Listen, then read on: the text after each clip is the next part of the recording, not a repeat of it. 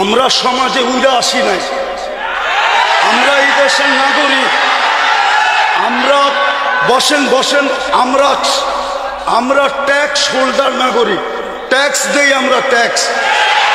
আমরা ট্যাক্স ছাড়া এই দেশে থাকি না।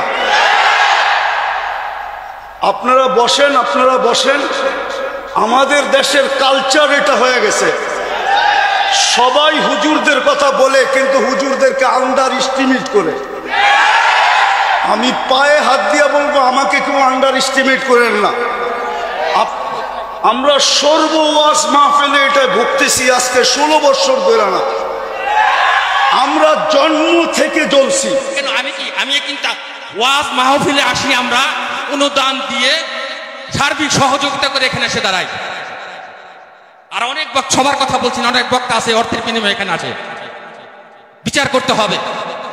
একজন সমাজবাসী, সমাজপতি, সমাজের যে কমিটি, সে যতটুকু এই সমাজের কল্যাণের কাজ করতে পারবে, একজন ইমাম কিন্তু পারে না। সে তো ইমামের দায়িত্ব নিয়ে বসে আছে, কেন পারে না?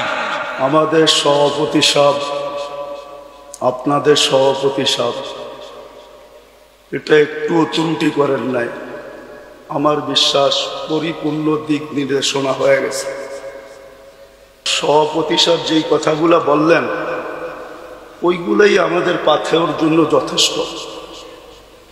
কেননা ওনারা আমাদের দেশের কর্ণধার, ওনাদের কৃপাই আমরা বেঁচে আছি। ওনাদের কৃপা যদি না থাকতো তাহলে হয়তো আমরা দেশে থাকতেও পারতাম না, বা দেশে থাকতামও না। কোথায় থাকতাম আল্লাহই জানে। বিদায় আমি কথা লম্বা করতে চাইতেছি না, আমিও আপনাদের কাছ থেকে বিদায় নিতেছি।